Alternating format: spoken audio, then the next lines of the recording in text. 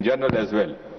Besides medical education, from 51,534 higher education institutions, we are today 64,896.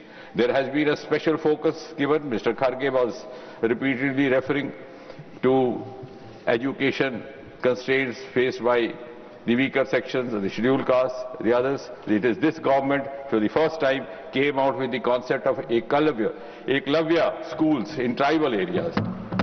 Unfortunately, it was not mentioned throughout the discussion. So we have today, even today, we have 400 Eklavya schools across the country. Similarly,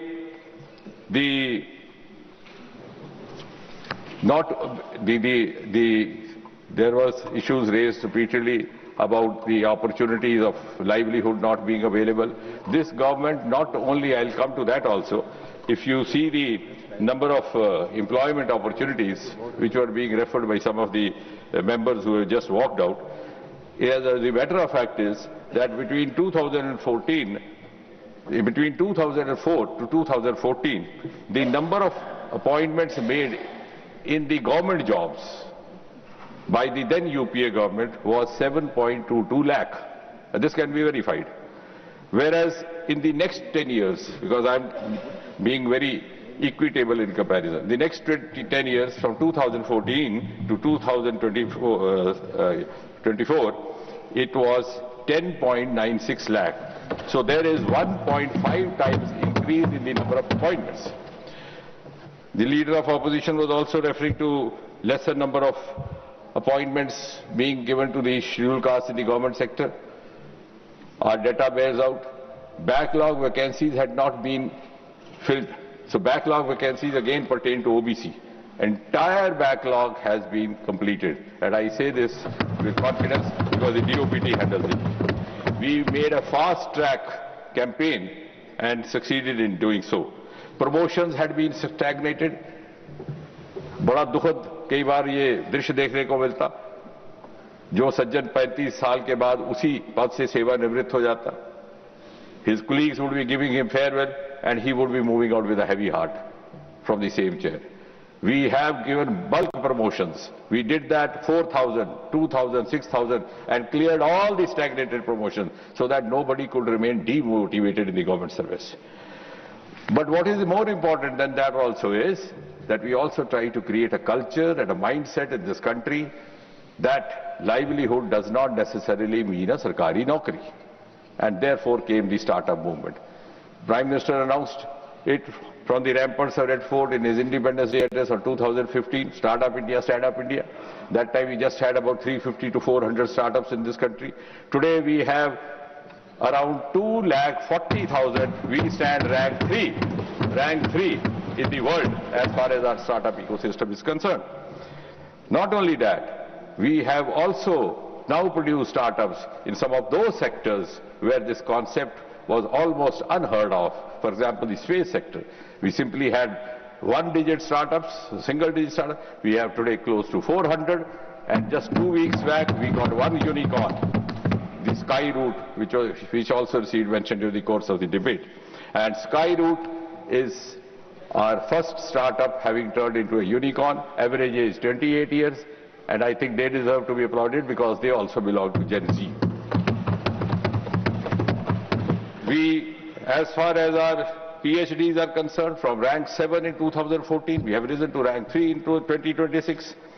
As far as patents are concerned, our youngsters have today successfully filed 1,09,557 patents. And what is notable over here is those who belong to the education sector, the science fields, would wear me out. कहा जाता था कि patent तो file किया, लेकिन बाहर जाकर के हुआ. हर गोविंद खुराना बाहर गया तो नोबेल प्राइज मिला. Not so. Among the 60% of the patents registered and filed were Indian residents, resident Indians. यहीं पले बड़े, यहीं पैदा हुए. They got all their training over here and succeeded filing over here. Similarly, a good mention was also made about the National Research Foundation, which is founded by this government, giving special impetus to women. It is this government which launched the Women in Scientist scheme, the WISE scheme in 2018, Nidhi scheme, the Natural, which is the national initiation for developing and harnessing innovation among students beginning from class 9. Vigyan Jyoti for girl children beginning from class 9. I can go on and on for the whole day. And that is what has changed the scenario. 15 years back, our youth were looking for the first opportunity to go out of India because they did not have enough opportunities. Today, many of them are looking forward to come back. And to honor their spirit, we have launched a program called Vaibhav program, where we arrange projects for them over here. And therefore, this government, under Prime Minister Modi, holds the youth of this country in the highest esteem, and actually their esteem across the world has gone up. Those who have seen the scenario 15 years ago, and who have been familiar with this field will wear me out. Many of our children, when they went out, they were hesitant even to give their introduction as Indians. Today, if a child says that he or she, the youth says that he or she is from India, the rating in the employment market suddenly goes up, as was being mentioned by Sudhanshuji also. Many of our top executives there are also from India. The other point, sir, what I wanted to make over here is that again and again, the mention was made that paper leak has happened, but will it solve the issue? Somehow, I think many of the members who are not over here now have not read the title of the bill fully. No two words in English language mean the same. Not anywhere in this title of the bill is word paper leak mentioned. So it's not confined to paper leak at all, Chairman, sir. It is prevention of unfair means, PUM. That was the bill which I only had piloted in 2024, and the same bill is being amended today. And when you talk of unfair means, one of the components is leakage. And if you want me to elaborate, because I said, as a student of science, we've been taught not to speak without evidence. I'll just try to quickly read out. 1, leakage of question paper or answer key. That is 1 point. One of the components of the unfair means. 2, participating in collusion with others. 3, accessing or taking possession of question paper or OMR. 4, providing solution in one or more questions by any unauthorized person. 5, directly or indirectly assisting the candidate in any manner unauthorized. 6, tampering with answer sheets, including optical mark recognition response sheets. 7, altering the assessment except to correct a bona fide error. 8, willful violation of norms and standards set up by the central government. 9, tampering with any document necessary for shortlisting of candidates or finalizing merit or rank of a candidate. 10, deliberate violation of security measures to facilitate unfair means. 11, tampering with the computer network or computer resource or a computer system. 12, manipulation in setting arrangements, allocation of dates and shifts for the candidates in facilitating adopting unfair means in examinations. 13, threatening the life, the liberty or wrongfully restraining persons associated with the Public Examination Authority or the service provider or any other authorized agency of the government or obstructing the conduct of a public examination. 14, creation of fake website to cheat otherwise or for monetary gain.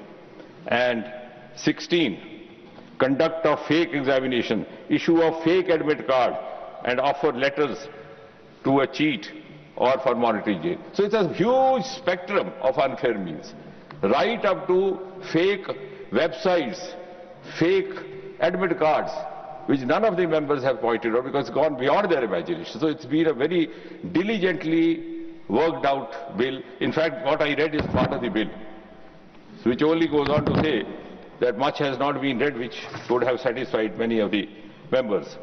If you go for the reforms, as early as in 2014, in his Independence Day address, Prime Minister Modi called for abolition of interviews in government appointments. So that was the first major reform as far as our examination systems for recruitment and higher education admission were concerned. And therefore, there was a level playing field given. There were earlier complaints about a child getting 100 marks in written, being not given enough marks in interview in order to favor someone else by way of nepotism, favoritism, etc. Modular online application portal has been introduced. Verification of number of attempts in civil services, other exams has been introduced. Face authentication has been introduced. Provisional answer keys are being provided by the UPSC and SSC. And candidate help desks are there. And very recently the UPSC has also. And this bill does not cover only NTA. It also covers, as I said in the morning, but I think I was not taken very seriously. It also covers UPSC, it also covers SSC, it also covers Railway Recruitment Board, and it also covers banking services. And therefore the Pratibha Setu, we have been so sensitive. Many of those children or many of those youth who make up to the second step of the civil service examination, the final examination, but in an interview by just a stroke of luck, they don't make it. They are as good as those who have already made it into IAS or IRS. For them, we last year set up Pratibha Setu so that they can be accessed by PSUs, private companies. Already 335 private companies have registered on this portal. The average time taken for the conduct of many of these recruitment agencies was earlier 9 months, 8 days, reduced to 8 months and 24 days as far as the SSC concerned. Cyber security concerns were raised. Already the measures have been taken. The CCTV cameras have been taken. If I go on and on, it will be taking long. But yes, I would have to mention about the vote. Those in favor will please say aye. Aye. Those against will please say no. I think the ayes have it, the ayes have it, the ayes have it. Class 4 is adopted. Class 5 stands part of the bill. There are 11 amendments. Number 2 by John Pitas, 6 and 7 by Rahim, and 8 by Sriman Tirchi Siva. Are you moving the amendment? I am moving, sir. You are moving. 10 and 11 by Sriman Haris Biran. 13 and 14 by Sriman Santosh Kumar P. And 15 to 17, Sriman P. Wilsonji. To abolish the NEET. I shall now put the amendment moved by Sriman Tirchi Sivaji to vote. Those in favor will please say aye. Those against will please say no. I think the noes have it, the noes have it, the noes have it. The amendment is negatived. I shall now put the amendments moved by Thiru P. Wilsonji to vote. Those in favor will please say aye. Aye. Those against will please say no. I think the noes have it, the noes have it, the noes have it. The amendments are negatived. I shall now put class 5 to vote. Those in favor will please say aye. Aye. Those against will please say no. I think the ayes have it, the ayes have it, the ayes have it. Class 5 is adopted. Class 1, the enacting formula and the title stand part of the bill. Those in favor will please say aye. Aye. Those against will please say no. I think the ayes have it, the ayes have it, the ayes have it. Class 1, the enacting formula of the title are adopted. Dr. Jitendra Singh ji to move that the bill be passed. Chairman, sir, I rise to move that the bill be passed. Motion is moved that the bill be passed. The question is that the bill be passed. Those in favor will please say aye. Aye. Those against will please say no. No. I think the ayes have it, the ayes have it, the ayes have it. The bill is passed. The House stands adjourned to meet at 11 a.m. on Friday, the 31st July 2026.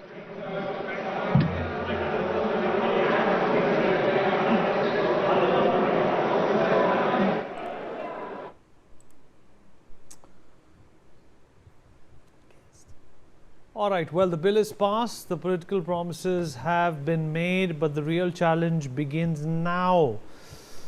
Well, after months of student anger, allegations of paper leaks and a nationwide demand for accountability, the focus must shift from Parliament to the ground. Stronger laws can raise the cost of exam fraud, but laws alone cannot secure an examination system.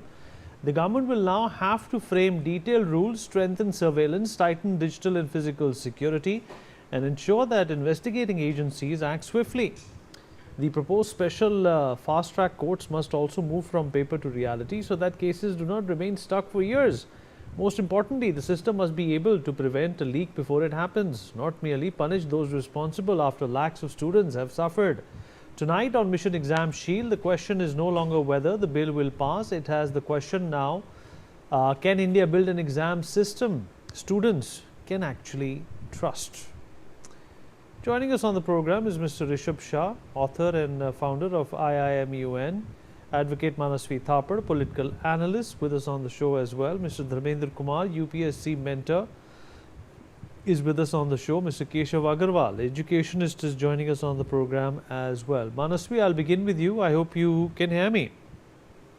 Can you hear me? Right. Manasvi, well, the law has been passed. Several laws have been passed in the last few decades and since India gained independence, but will it be only about creating a detriment, or this will also be about creating a process whereby which leakage is minimized? This is being done in all developed countries. You hardly hear where a paper has leaked. The CBT model, even in India, when it comes to the G paper, is extremely successful.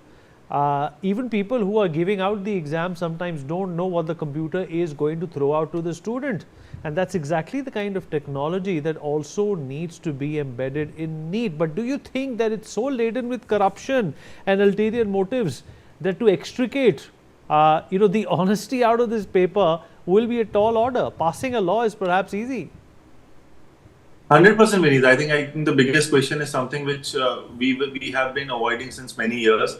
Is getting the education mafia out. It's a 5,000 crore industry wherein we have 30 to 50 lakh paper aspirants in each different categories giving examination, and the rates of papers are around 25 lakhs, 40 lakhs, 50 lakhs, 1 crore for an examination leak, and it's a huge mafia run paper leak industry which is been controlled at various levels, from ministry level, from bureaucratic level to administrative level to local university level. So that and coaching mafia is being there, and this is something which will be a huge blow if we do it together in a systematic manner. We have to have checks and balances with, first of all, creating a law, and second and most important part is implementing that law. And we have to increase that threshold from minimum 10 years. A mandatory sentence have to be given against those people who do such kind of a leakage in our system. That is something which we have to implement, and there has to be a proper and a very important thing which we need to establish is a coaching institution regulation which has to be done properly. There has to be whistleblowers protection. Whistleblowers, apart from protection, there has to be reward system in the whistleblower system. If we have to establish some kind of a leak-proof system in our education, then what I feel, there has to be a financial penalty also, which should go up to, if there is a 5 crore rupee scam, we should go up to 100x against them, so that only then we can stop such kind of frauds which are happening in our system. India is a great country with great talent, and what we need to do is back it up with proper systems, which is not there as of now. Also with that, we have to increase the number of seats. We actually, the kind of doctors we need in the system, we need to completely double up the MBS seats, MBBS seats, and accordingly we have to triple up the IITs which we have in our country. Only then we can have a proper system. It's not just act, it has to be, apart from act and bills which we are going to pass in the parliament, we have to have implementation, we have to have intent, we have to have that conviction that we are going to do something for our country, and we cannot be just walking. We have to walk that talk. That with that walk and talk, while we can create an economy which is run around UPI, why I fail to understand why can't we have a leak-proof system? South Korea, for example, with the RICO style examination, what they do is simply when you give an examination today, within 24 hours the results are out. That is the kind of biometrics AI systems are there in the world. Why can't we implement in our country? While we are the largest AI users, we are the largest smartphone users, we are the largest internet users, the largest technology users of the world is India. Why can't that be adapted in our own systems? We have to further, Vinny, the biggest suggestion would be that we have to have an autonomous body which is there, which is not governed by politicians. It has to be governed by bureaucrats and academicians who are not from BJP, Congress, or anyone. It has to be led by someone who's very credible, and that credibility has to be established by both the kind of people. Only then we can have a education system which is leak proof. I think this has come to light. This has brought by the Gen Zs to us, and the resignation has happened. The momentum is great. You are talking about it. You are doing that entire momentum through media. I think together we can do that, and I don't think that is impossible. And India has reached a level in technology and digital India movement wherein we can do such kind of stuff. Only thing is the implementation and the intention is something which is lacking as of now. And if that is done properly, I think we will have mistakes will be there. The past is not so strong, but we can build up from our mistakes and create a lesson for the world in terms of examination, leak proof, digitalization. Everything can be done. We can use blockchain out of it. We can use AI in these systems, so we can have a tracking system. Entire examinations which can have a GPS tracking. So from one center to another center, wherever the papers go, can be tracked immediately, and every student aspirant can know where the paper is going, where is it right now. So there's so many things which we can implement it, and we can be the first mover in the entire world to show the world how we can create a leak-proof system in examination. You're quite right. Let me also rope in Mr. Keshav Agarwal, educationist, into this conversation. Mr. Agarwal, well, the world can do it. Why can't India? If Korea can do it, if other countries who are younger than India in terms of gaining independence or behind India in terms of GDP and growth, why isn't India been able to come to terms with this kind of a nuisance, sir? See, the people at ground level will know the actual problems. So right now, why do we need a plumber? There is so many leakages. That means the system is not well built, and that is why you always have leakages. Now, there are a couple of things we need to understand. When we compare with other countries, the population, the number of seats, this to play a major role. Now, we have been talking, I was part of this in 2024, even in Supreme Court. So I have studied a lot of factors about NEET, the paper leak, and why it happens. Can I be allowed to share my screen anyhow for a data or no? No, That's sir, you can't do that. Okay. So now I'll come to two important factors. Manaswi also raised one of them. Now, first is why we can't go for an online system right now. Online system has a lot of drawbacks. When you have 22 lakh students, you are just talking of 2 lakh seats you have.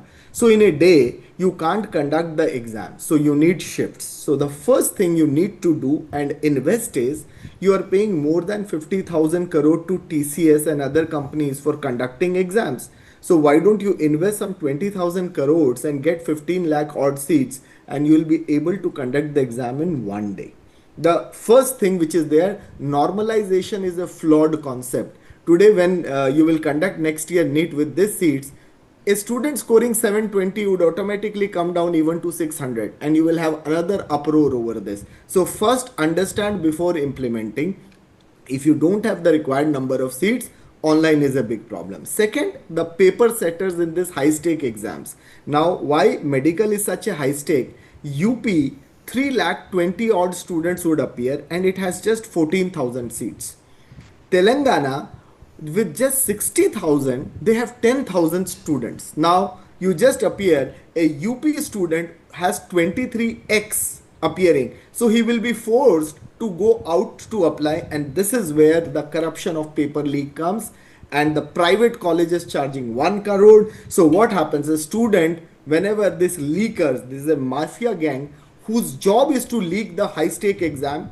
And I was in Supreme Court, and when Mr. Chandrachud spoke to Tushar Mehta ji that see, a 75 lakh rupees blank check is here in the CBI report. Why will a parent give such a big amount? So you can understand the stakes where parents get compromised, the system gets compromised. So today, the first step which for coming NEET or the paper leak system is to have multiple paper setters at undisclosed location, use technology, and almost all the papers are doable in 3 to 4 days.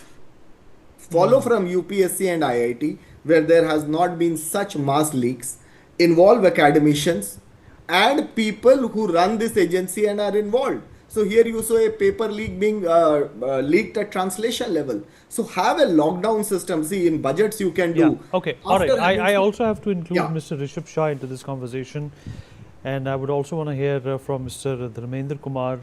Mr. Shah, we have a paucity of time. I want you to tell me as soon as possible, what do you think this law is going to do, and is this going to be enough? Is this just a band-aid measure, and the problem is a lot more profound than meets the eye?